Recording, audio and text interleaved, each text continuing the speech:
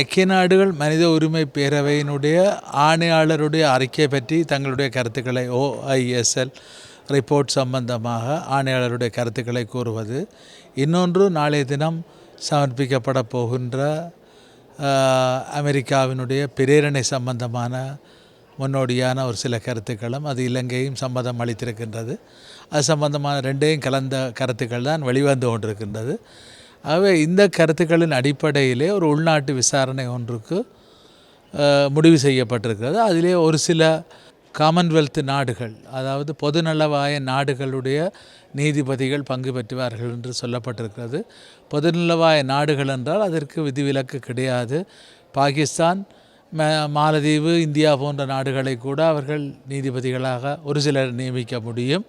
எல்லாவற்றுக்கும் மேலாக அதைவிட இலங்கையினுடைய பிரதமர் ரணில் விக்ரமசிங்கே அவர்கள் நேற்றைய தினம் கூறியிருக்கின்றார், யார் வந்தாலும் இலங்கையினுடைய சட்டத்திட்டத்தின்படி தான் விசாரணைகள் நடக்கும் என்று. ஆகவே உள்நாட்டு விசாரணையின் மூலம் எதையும் பெருசாக சாதிக்கப்படும் என்று நாங்கள் எதிர்பார்க்கவில்லை. எது அப்படி இருந்தாலும் இப்பொழுது நடைபெற்று நாளைய மறுதினம் முடிவடைய இருக்கிறது, அக்டோபர் 2ஆம் தேதி முடிவடைய இருக்கின்ற இந்த ஐக்கிய நாடுகள் மனித உரிமை பேரவையினுடைய கூட்டத்தொடர் 30வது கூட்டத்தொடர். 31வது கூட்டத்தொடர் வரும் மார்ச் மாதம் இடம்பெறும். 32வது கூட்டத்தொடர் வரும் ஜூன் மாதம் இடம்பெறும். அந்த 32வது கூட்டத்தொடரிலே ஒரு ஓரல் ரிப்போர்ட், வாய் மூலமான ஒரு அறிக்கை தாக்கல் செய்யப்படும் என்று சொல்லப்பட்டிருக்கிறது. அதைத் தொடர்ந்து அடுத்த வருடம் செப்டம்பர் மாதம் 33வது கூட்டத்தொடர் நடைபெறும். அதைத் தொடர்ந்து 2017ஆம் ஆண்டு மார்ச் மாதத்திலே 34வது கூட்டத்தொடர் நடைபெறும். ஆக 18 மாதங்கள், 9 மாதத்திலே ஒரு வாய்மூல அறிக்கையும் 18 மாதங்களிலே 1.5 வருடங்களிலே இன்னொரு அறிக்கையும் எழுத்து மூலமான அறிக்கையும் சமர்ப்பிக்கப்பட வேண்டும் என்று சொல்லப்பட்டிருக்கிறது. இலங்கை அரசாங்கத்துக்கு 6 மாத கால அவகாசம் 2015 மார்ச் மாதத்திலிருந்து வளர்க்கப்பட்டு இப்பொழுது 2015 செப்டம்பர் மாதம் தான் எடுக்கப்பட்டிருக்கிறது. ஆகவே 2 வருடங்கள் தாமதப்படுத்தப்பட்டிருக்கிறது. நீதி தாமதப்படுத்தப்படுவதும் நீதி மறுக்கப்படுவதற்கு சமன் என்ற காரணத்தால் எங்களுக்கு விரைவாக நீதி வழங்கப்பட வேண்டும் என்று கேட்கிறோம். ஆகவே நாங்கள் கேட்டிருக்கின்றோம், வடக்கு கிழக்கு மாகாணங்களிலே போரினால் பாதிக்கப்பட்டவர்களுக்கு அச்சமின்றி சென்று அவர்கள் சாட்சியம் அளிக்கக்கூடிய விதத்திலே ஐக்கிய நாடுகள் மனித உரிமை பேரவையினுடைய அலுவலகங்கள் அமைக்கப்பட வேண்டும். அதே போல் சாட்சியங்களுடைய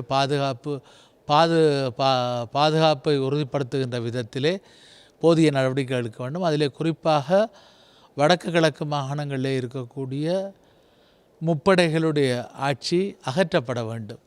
டீமிலிட்டரைசேஷன் என்று சொல்வார்கள், இராணுவ மயமாக்கலை நீக்குதல் என்ற ஒரு நிலைமை. அதை அவர்கள் முதலாவது யோசனையிலே குறிப்பிட்டிருந்தார்கள். பின்னர் அதை நீக்கிவிட்டு இப்பொழுது சிவில் அட்மினிஸ்ட்ரேஷன், சிவில் நிர்வாகம் என்று சொல்லியிருக்கார்கள். ஆகவே இலங்கை அரசாங்கம் ஏமாற்றுகின்ற விதத்திலே தான் நடவடிக்கை எடுத்துக்கொண்டு போகிறது.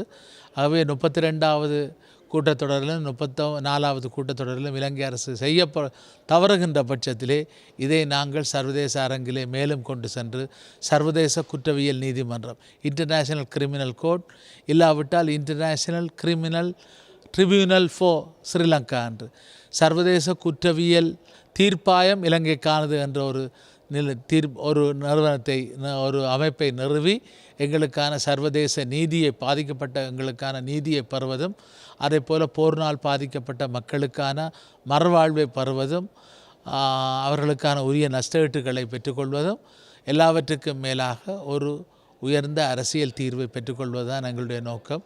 அந்த அரசியல் தீர்வையும் பெறுவதற்கு இலங்கை அரசாங்கம் தொடர்ந்து மறுக்குமாக இருந்தால், இனப்படுகொலை போன்றவை நிரூபிக்கப்படுமாக இருந்தால், இனப்படுகொலை நிரூபிக்கப்பட்ட நாடுகளிலே ஐக்கிய நாடுகள் சபையினுடைய ஆதரவுடன் ஒரு சர்வதேச விசாரணை நடத்தப்பட்டு, அங்கே சர்வதேச விசாரணை நடத்தப்பட்ட இடங்களிலே குறிப்பாக பொதுசன வாக்கெடுப்பு, ரெஃபரண்டம் வடக்கு கிழக்கு மாகாணங்களிலே நடத்தப்பட்டு மக்களுடைய அபிப்பிராயம் பெறப்படும். அது பல நாடுகளிலே அந்த நாடுகள் தனி நாடுகளாக போனது தான் வரலாறு. ஆகவே அதை நோக்கி செல்லக்கூடிய வாய்ப்புகள் இருக்கின்றன. எனவே இலங்கை அரசாங்கம் இதை புரிந்து கொண்டு அவர்கள் இதை தீர்ப்பதற்கு முன்வர வேண்டும். இல்லை என்றால் சர்வதேசம் உரிய நடவடிக்கை எடுப்பதற்கு நாங்கள் தொடர்ந்து நிர்பந்தப்படுத்துவோம். இறுதி வெற்றி எங்களுக்கே என்று கூறி விடைபெறுகின்றேன். நன்றி, வணக்கம்.